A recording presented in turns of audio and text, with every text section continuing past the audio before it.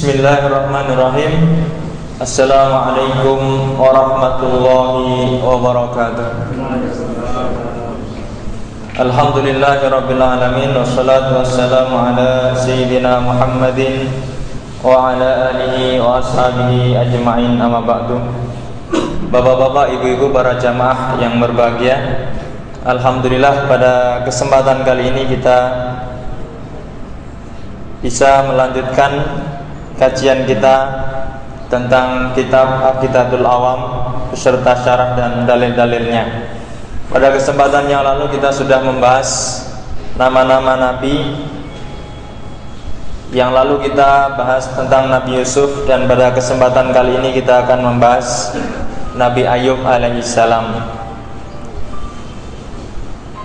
Dalam akidah Islam setidaknya kita mengenal nama-nama para nabi yang ada 25. Akan tetapi barangkali kita perlu juga melihat lebih jauh dan lebih dalam apa yang harus kita ambil hikmah dan pelajaran dari para nabi itu, sehingga kita menjadi orang-orang yang semakin kuat imannya, semakin kuat keyakinan kita kepada Allah Subhanahu wa taala. Di dalam Al-Quran dikatakan di dalam surat Al-Anbiya ayat 83, A'udzu billahi minasyaitonir rajim. Bismillahirrahmanirrahim.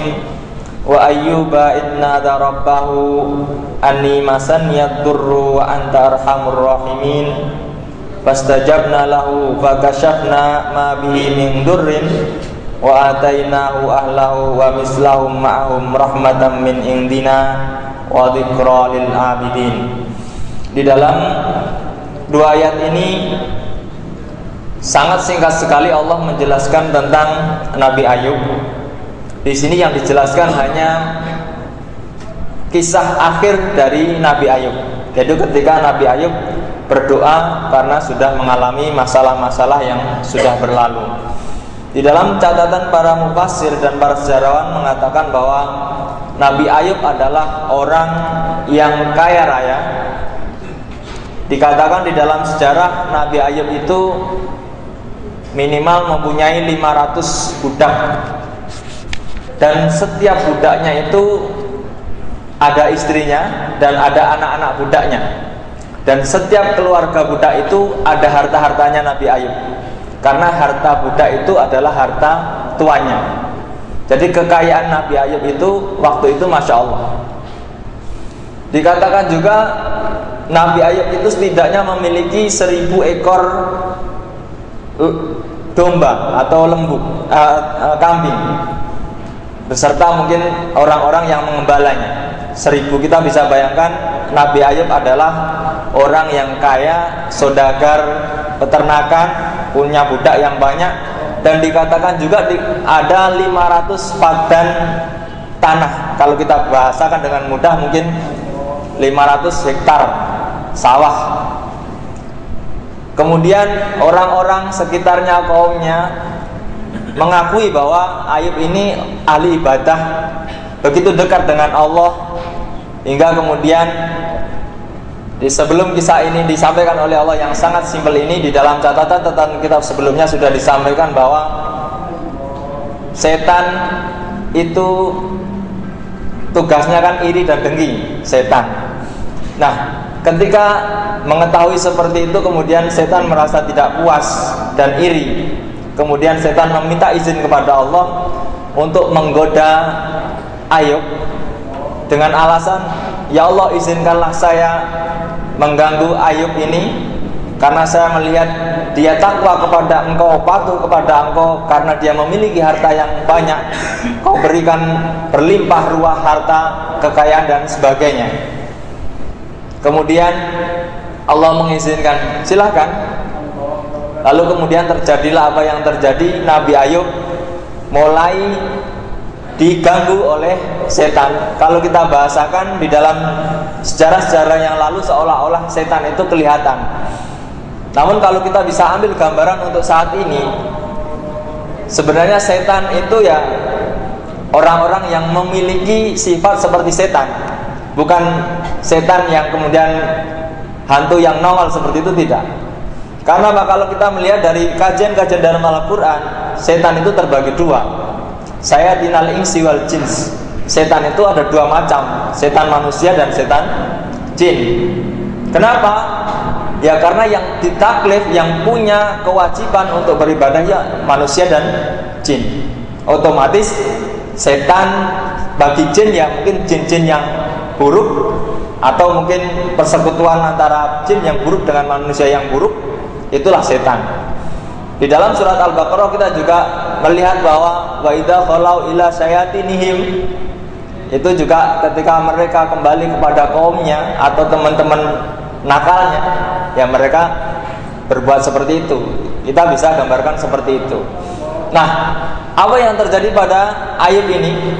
Kalau kita bisa gambarkan, Nabi Ayub diiri oleh orang-orang yang berkelakuan atau yang mengikuti setan ini, kemudian hartanya tiba-tiba dibuat habis. Kita tahu bahwa ketika ada orang iri, itu bisa apa saja dilakukan.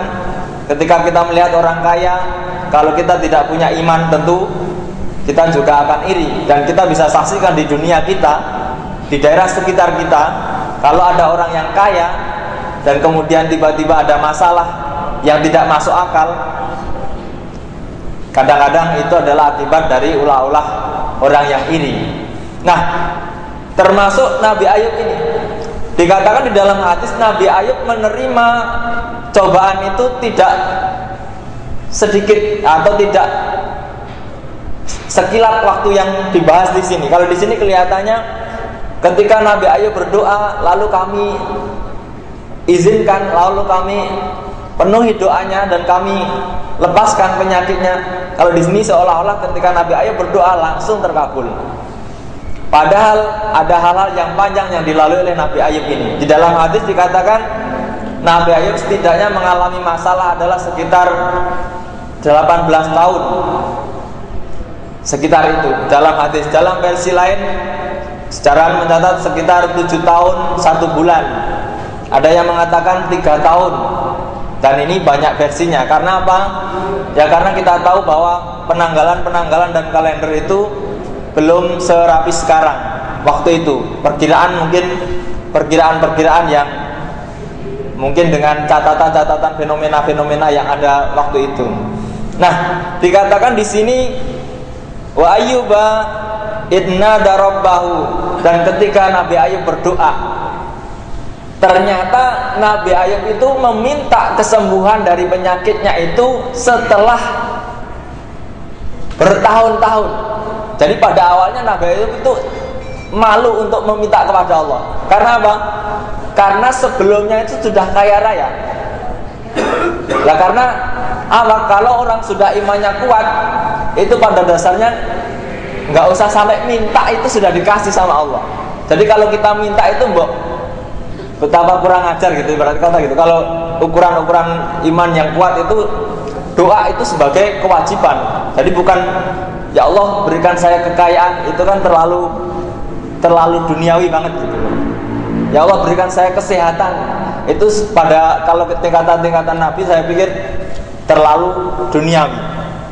Meskipun itu boleh. Nah, apa yang dilakukan Nabi Ayub? Nabi Ayub ketika diuji pertama kali itu adalah, mungkin di dalam ayat lain dikatakan fasobrun jamil, yang dialami oleh Nabi Yakub. Fasobrun jamil yaitu asobr fi sodamatil ula.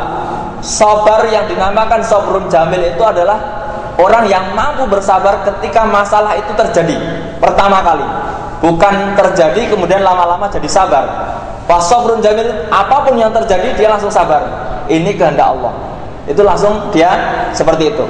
Nah, kalau Nabi Yakub masih ibarat kata masih biasa. Nabi Ayub ini lebih dari itu kesabarannya. Kenapa? Ya karena dia sudah kemudian pertama-tama harta bendanya diporak-porandakan oleh setan dengan cara-cara dan muslihatnya, sehingga hartanya habis. Setelah hartanya habis, otomatis keluarganya juga bercerai-berai. Maka nanti dikatakan wa atainahu ahlahu wa mislahum. Ini dikatakan keluarganya itu bisa jadi cerai-berai. Karena dikatakan di dalam catatan sejarah anaknya Nabi Ayub itu 26. Ya kita tahu bahwa orang kaya harusnya anaknya banyak. Kalau orang miskin ya anaknya jangan banyak-banyak, saya pikir gitu. Nah, Nabi Ayub anaknya 26 ini bisa dibuat cerai-berai, sehingga antara Nabi Ayub dan anak-anaknya tidak ketemu. Entah mungkin kita sudah bisa pahami kalau orang asalnya kaya kemudian tiba-tiba mendadak miskin, anak-anaknya yang imannya lemah saya yakin akan lari. Yang imannya kuat pun kadang-kadang masih jarang menemui. Ibarat kata seperti itu. Kita bisa melihat di sekitar kita, nggak jauh dari Nabi Ayub. Mesti ada orang-orang yang ketika senang dia datang, ketika orang tuanya kaya sering datang, tapi ketika orang tuanya menderita sakit-sakitan datang pun tidak, telepon tidak, apalagi memberi. Ini kadang-kadang yang terjadi di dalam dunia kita. Nah, kemudian dikatakan di dalam sejarah Nabi Ayub setelah harta dan anak-anak tercerai-berai, ternyata syukurnya kepada Allah itu nggak kurang. Ketika hartanya habis, apa yang dikatakan Nabi Ayub? Alhamdulillah, segala puji bagi Allah yang memberikan itu kepadaku dan mengambilnya. Ini kan tingkatan tinggi, Pak. Kalau orang dikasih musibah bisa bersyukur, itu jarang-jarang. Kita mungkin sering atau pernah mengalami, mungkin kita jatuh dari suatu tempat, kita jatuh dari sepeda motor, kita mungkin jarang yang berkata Alhamdulillah, engkau yang menjadikan saya bisa naik motor dan bisa jatuh pula. Itu kan jarang-jarang. Jarang-jarang, Pak ya. Ya kira-kira seperti itu. Nah, Nabi Ayub itu seperti itu. Setan malah gondok, Pak. Lihat orang sabar seperti itu. Dikasih musibah masih syukur. Itu gondoknya Masya Allah setan. Gak terima, aku minta izin kepada Allah. Ya Allah, saya gak terima, saya minta izin lagi. Ini gara-gara tubuhnya sehat saja dia bisa begini. Saya minta izin mau mengganggu tubuhnya. Kemudian Allah, oke, ACC. Di sini kita bisa melihat betapa Allah itu tidak curang, ya adil kepada setiap makhluknya. Meskipun toh ya jatahnya neraka, tapi bagiannya dikasihkan. Ya makanya jangan sampai kita, sudahlah saya pasrah kepada Allah saja loh. Jangan begitu. Ya, setan itu juga diberi izin. Orang curang itu juga diberi izin.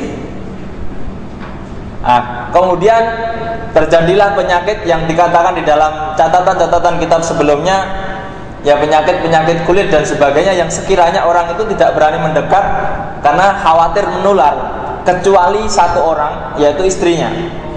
Satu orang istrinya dari sekian ribu budaknya dan hartanya, yang tersisa tinggal istrinya. Dan kemudian Nabi Ayub itu mengasingkan diri di tempat yang jauh dari masyarakat, karena masyarakat sudah merasa jijik. Ini kadang-kadang, Pak, ketika orang disukai Allah itu kadang-kadang dibuat tidak disukai manusia. Ada juga kadang-kadang orang yang disukai Allah itu dibuat disukai manusia dan macam-macam. Maka kita tidak bisa mengatakan orang yang disukai Allah pasti umatnya banyak, atau orang yang tidak disukai Allah pasti umatnya sedikit. Tidak. Karena nabi-nabi itu sudah pada karakternya masing-masing. Jadi kita tidak bisa mengatakan kalau pengikutnya banyak, oh itu disukai Allah. Belum tentu. Oh itu pengikutnya sedikit, itu tidak disukai Allah. Belum tentu. Oh itu diasingkan orang. Belum tentu. Karena apa? Kadang-kadang seperti ini. Dikatakan di dalam hadis, sehebat-hebatnya cobaan itu diberikan kepada para nabi, kemudian para wali dan mungkin penerus-penerusnya. Semakin tinggi semakin tinggi. Di dalam catatan yang lain dikatakan bahwa nabi-nabi itu adalah ukuran yang resmi yang ditentukan ketika orang-orang mau istilahnya berhujah kepada Allah nanti di suatu saat. Kadang-kadang seseorang dikasih cobaan baru 3 bulan sudah merasanya hebat, merasa perlu sekali dikabulkan doanya daripada yang lain. Kira-kira seperti itu. Kadang-kadang orang tidak sabar. Nah, tadi di dalam ayat 83 dan 84 di dalam surat Al-Anbiya Dibarengi juga di dalam surat Shad ayat 40 dikatakan wadkur abdana Ayyub idnada rabbahu anni masaniya syaitanu binusbin wa adab. Kalau di dalam ayat surat Al-Anbiya tadi anni masaniyad dur, kalau di sini anni masaniyas syaiton. Kenapa? Ini menguji ketauhidan. Ketika bapak-bapak kita semua, ketika kita diuji oleh Allah, ketika kita diuji oleh Allah, lalu kita mengadu kepada makhluk, maka itu namanya bukan orang yang sabar. Tetapi ketika kita diuji oleh setan dan kita mengadu kepada Allah, itulah orang yang sabar. Nah, kebanyakan kita ketika kita mengalami masalah, kita mengadunya ke orang. Baru ketika ke orang mentok, baru kepada Allah. Ini maka perlu dirubah. Kalau kita mau mengikuti Nabi Ayub dengan label yang disematkan kepada Nabi Ayub adalah orang yang sabar. Orang yang sabar itu ketika menghadapi masalah, gesekan-gesekan dengan sesamanya, maka dia mengadunya kepada Allah. Sebagaimana Nabi Ayub ini. Bukan ketika dikasih gesekan dia ngadu kepada orang. Ini nanti di dalam tafsir-tafsir tentang perjalanan Nabi Ayub, kenapa dikatakan sabar Nabi Ayub lawang dia mengadu kepada Allah. Nah, dikatakan sabarnya itu karena apa? Karena dia diuji oleh syaitan, anni masaniyas syaiton, tapi mengadunya kepada Allah. Lah kalau dia mengadunya kepada orang, maka dia bukan termasuk orang yang sabar. Bahkan dikatakan di dalam catatan Nabi Ayub ini bersumpah akan memukul istrinya 100 kali, dikarenakan istrinya itu punya kecenderungan untuk minta tolong kepada orang. Jadi suatu ketika ceritanya Nabi Ayub itu namanya orang miskin, asalnya kaya dari miskin, saya pikir masih ada sisa-sisa barang-barang, hingga kalau kita hitung 18 tahun Pak sakit, itu sehebat apapun, sekaya apapun orang, saya pikir habislah harta. Sekarang saja orang yang kaya itu kadang-kadang hanya sakit 2 hari udah habis itu hartanya. Apalagi misalnya sakitnya yang sekiranya yang paling mahal, sakit apalah, kanker campur jantung, campur apa, kira-kira seperti itu Pak. Nah, ini kemudian Nabi Ayub masih ditemani istrinya yang melayaninya, dan 1 ekor, dikatakan 1 ekor piaraannya yang dijadikan tempat untuk Nabi Ayub barangkali mau duduk, mau itu pegangan itu, karena di padang pasir. Jadi untuk tempat mungkin satu-satunya kendaraan untuk perjalanan istrinya nyari makan. Hingga kemudian kendaraan itu dijual, dan istrinya bingung. Kemudian istrinya itu sampai menjadi budak Pak, sampai menjadi pembantu demi memberikan makan kepada Nabi Ayub. Hingga sampai orang-orang itu saking bencinya, ya mungkin ada pengaruh-pengaruh setan juga, saking bencinya kemudian istrinya itu pun dilarang bekerja kepada masyarakat. Masyarakat saking bencinya, nggak boleh kerja lagi. Hingga kemudian istrinya apa? Menjual, kalau di dalam kisahnya menjual rambutnya digunting, yang mungkin kalau kita melihat sekarang dijadikan rambut palsu gitu ya, meskipun itu tidak boleh dalam syariat kita. Nah, waktu itu menjual seperti itu, dan istrinya ini merahasiakan. Nabi Ayub meskipun dia sakit, dia pantang untuk memakan makanan yang tidak halal. Ditaftis atau diseleksi benar. Istrinya ditanya, dari mana kau dapat makanan seperti ini, sementara kita sudah nggak ada harta. Istrinya masih menjawab, saya bekerja kepada orang, padahal sudah tidak ada yang mempekerjakan dia. Terus sampai rambutnya habis, hingga pada suatu ketika Nabi Ayub menyingkap jilbabnya istrinya, ternyata sudah menjadi botak istrinya. Lalu dengan itu Nabi Ayub kemudian baru berdoa, ya Allah, anni masaniyas syaiton, ya Allah, setan ini kurang ajar bener gitu. Dikasih hati ngerogoh rempelo kalau bahasa Jawanya, dibiarkan kok kurang ajar gitu. Akhirnya kemudian dikatakan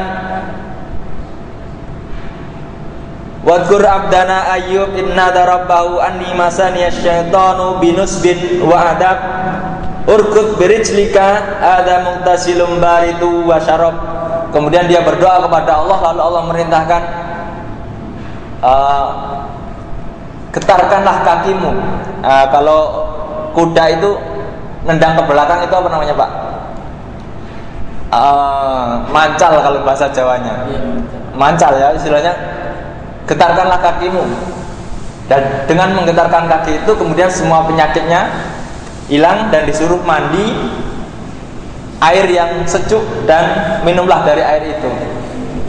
Kalau kita bisa melihat bahwa di sini juga ada pesan yang bisa kita tangkap, kita disuruh bersih dalam keadaan jasadnya. Jadi disuruh mandi, suruh minum air yang bersih, suruh mandi dengan air yang bersih jika kita tidak ingin kena penyakit. Kalau kita bisa ambil gambaran yang lebih jauh. Kemudian di ayat selanjutnya wa wahabna lahu ahlahu wa mislahu ma'ahum rahmatan minna. Lalu kamu berikan kepadanya keluarganya. Lalu berangsur-angsur kehidupan Nabi Ayub itu pulih kembali. Nah, itu dikisahkan suatu saat istrinya itu masih seperti itu ketika istrinya nyari makanan untuk Nabi Ayub.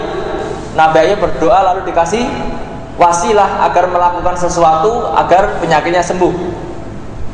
Lah kemudian setelah sembuh itu, nah istrinya balik lagi, ketemu Nabi Ayub itu, tapi istrinya itu nggak punya prasangka kalau dia Nabi Ayub.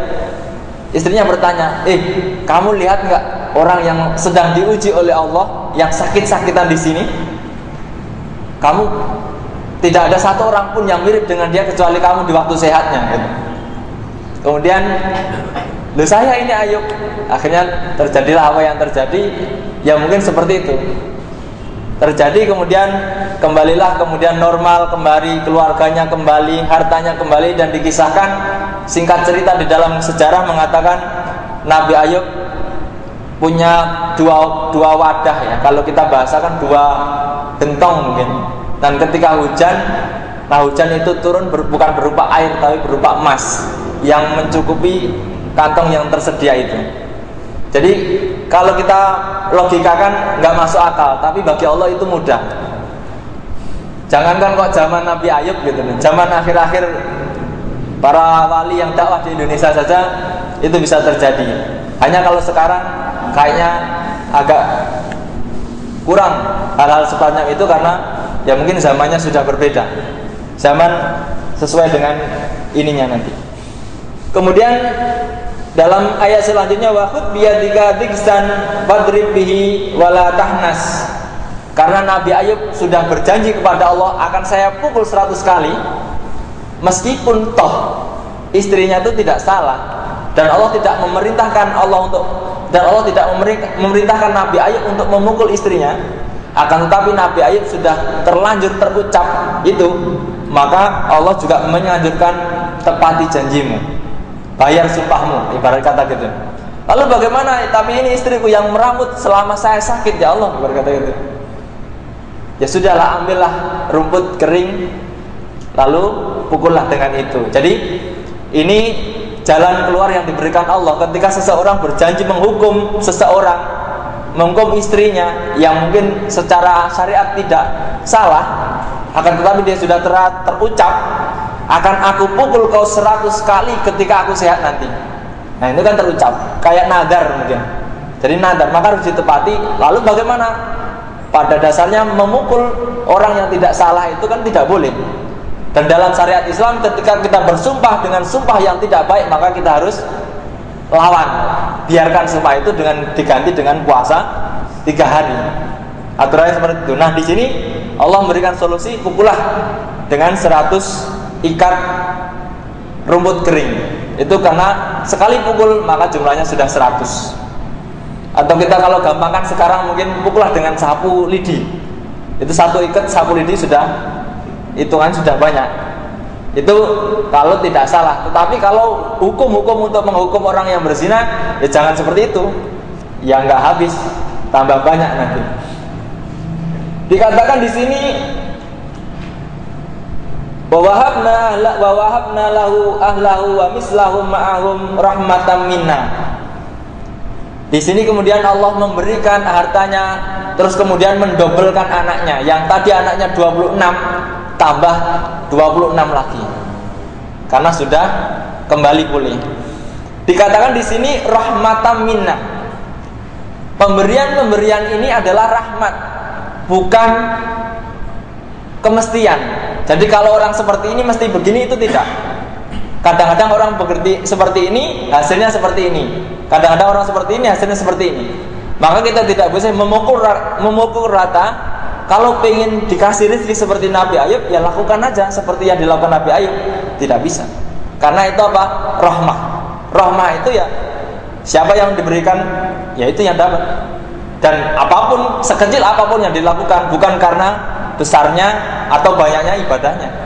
Nah kadang-kadang sebagian kita merasa ibadahnya sudah lama, kemudian menuntut Allah, ya Allah saya sudah ibadah 7 tahun, lah kok belum dikasih ini itu. Ini betapa kurang ajar kalau bahasa kita. Kurang ajar, betapa kurang ajar sekali. Padahal dia hidup dari kecil sampai besar, siapa yang ngasih oksigen?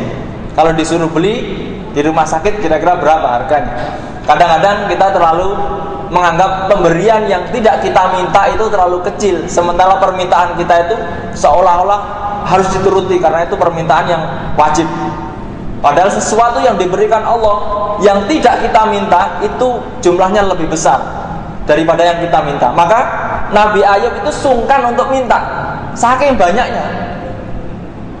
Ibarat kata seperti itu. Di dalam kisah-kisah yang lain masih banyak sekali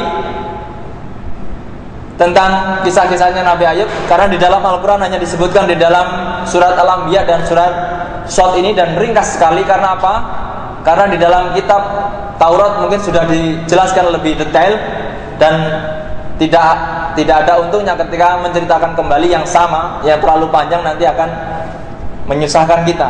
Maka dikatakan kalau ingin lebih jelas, ya lihatlah kitab-kitab yang lain atau orang-orang yang punya pemahaman tentang kitab-kitab yang lain. Itu untuk melengkapi Al-Quran.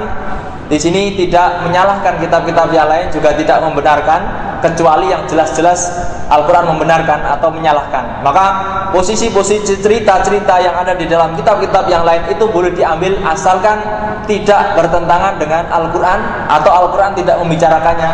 Maka itu boleh sekedar untuk bahan-bahan perbandingan sejarah.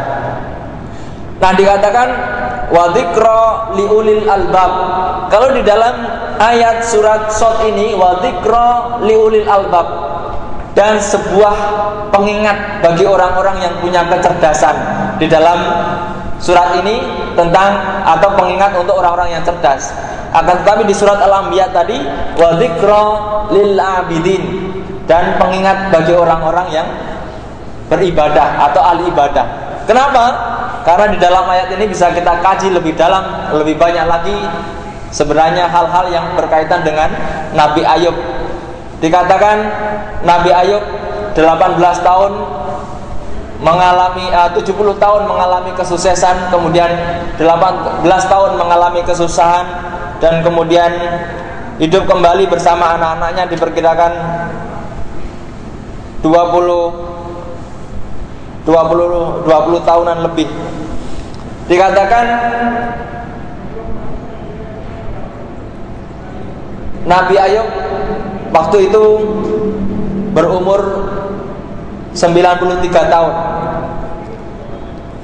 Bapak Ibu para jamaah yang berbahagia, kemudian nanti di akhir hayatnya Nabi Ayub berdoa semoga nanti dari anak keturunannya ada yang bisa mewarisi dia untuk berdakwah kepada tauhid, menyembah Allah dan mentauhidkan Allah, dan nanti akan disusul dengan anaknya yang terkenal dengan sebutan Dzulkifli atau Nabi Dzulkifli pada masa yang akan datang.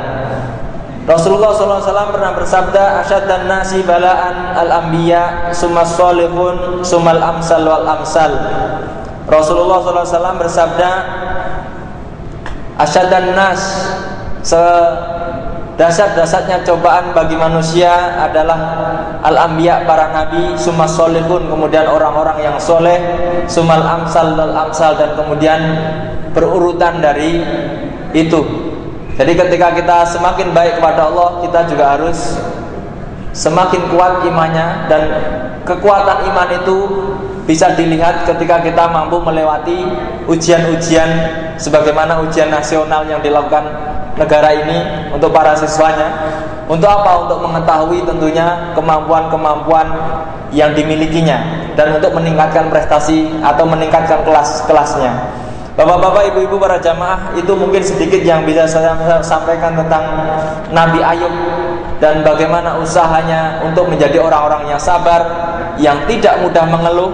Dan kita tahu bahwa pada dasarnya kisahnya Nabi Ayub ini dicuplik bukan untuk apa-apa, akan tetapi untuk memberi nasihat kepada Rasulullah SAW, di mana waktu itu Rasul mengalami cacian dan makian oleh orang-orang yang didakwai. Kemudian dikatakan wasbir ala ma taqulun wadkur dan sebagainya, sabarlah atas apa yang dikatakan oleh mereka. Lihatlah Ayub itu lebih parah dari kamu. Kita tahu bahwa Nabi Muhammad ketika berdakwah ada yang ibarat kata kalau sekarang mencaci maki dan sebagainya. Kemudian Allah menenangkan beliau dengan cerita-cerita masa lalu nabi-nabi yang lalu, betapa Ayub itu lebih susah, lebih dahsyat lagi daripada keberadaanmu saat ini. Maka janganlah kemudian itu melemahkan dirimu untuk berdakwah. Bapak-bapak, ibu-ibu yang dirahmati Allah, setiap orang yang berdakwah mesti akan mengalami hal-hal yang seperti itu. Akan tetapi kalau kita bisa mengambil pelajaran dari para nabi, insya Allah kita juga menjadi orang-orang yang teguh dan kuat menghadapi masalah-masalah. Dan insya Allah Allah akan memberikan kebaikan yang diberikan kepada orang-orang yang sabar sebagai rahmat dari Allah Subhanahu wa Ta'ala. Bapak-bapak, ibu, para jamaah yang berbahagia, itu mungkin yang dapat saya sampaikan. Barangkali ada yang ingin ditanyakan atau disampaikan, saya persilakan. Jika tidak, saya akhiri. Semoga silakan. Kalau konsultasi kan kita nggak boleh bertanya kepada manusia. Itu kalau konsultasi ya, yang tidak boleh adalah mengadu, Pak. Nah, kalau bertanya caranya mengadu boleh. Caranya mengadu kepada Allah bagaimana? Kan sebenarnya konsultasi itu. Cara mengadu kepada Allah bagaimana? Cara mendekat kepada Allah bagaimana? Kan itu Rasul kan mengajari seperti itu. Kalau kamu pengen ini, begini loh caranya. Kan bukan saya menyelesaikan masalah. Bukan Rasul yang menyelesaikan masalah. Ketika ada orang datang, ya Rasul saya begini-begini, enggak Rasul yang menyelesaikan masalah. Tapi seperti ini, kecuali misalnya masalah-masalah yang kecil kan seperti itu. Tapi kalau masalah-masalah besar, ya mungkin cara bagaimana mendekat kepada Allah. Kadang-kadang Rasul memberikan pelajaran atau mungkin malaikat datang kepada Rasul, di situ ada sahabat-sahabatnya, kemudian malaikat tiba-tiba bertanya, atau kalau kita bahasakan memancing pertanyaan sehingga orang lain itu jadi penasaran seperti itu. Itu mungkin yang dapat saya sampaikan. Kira-kira bukan konsul, bukan mengadu saya pikir. Kalau mengadu itu seolah-olah kalau dia nggak menyelesaikan masalah. Maka ketika ada orang mengajukan proposal, tidak ada yang bisa menolong saya kecuali engkau, ini salah. Ini sudah jelas orangnya bukan tipe-tipe orang beriman. Kalau mengajukan proposal, ngobrol semoga Allah memudahkan urusan saya, harusnya kan gitu. Jadi tetap langkah yang ditempuh harus ada, akan tetapi penyembuhan dari Allah. Pun juga di dalam kisahnya Nabi Ayub tadi, bukan serta-merta penyakitnya hilang toh. Akan tetapi getarkanlah kakimu, mandi dan minumlah. Itu kan proses. Jadi ikhtiar juga harus ada. Jadi kalau orang sakit nggak cukup hanya berdoa, ya harus beli obat. Meskipun toh nanti mana yang sesuai dengan kehendak Allah yang sembuh. Meskipun toh kita nggak boleh juga kalau minum ini pasti sembuh, salah juga Pak. Mengadunya ke makhluk. Jadi minum obat bismillah, semoga ini menjadi wasilah kesembuhan dari Allah kan gitu. Kalau biasanya kan penyakit dari Allah, kesembuhan dari Allah, nah wasilah yang harus kita cari, wasilah ini.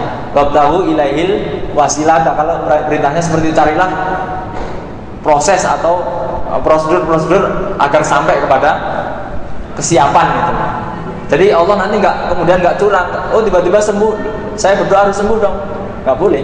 Harus ada proses. Ketika sudah mentok, biasanya itu cepat.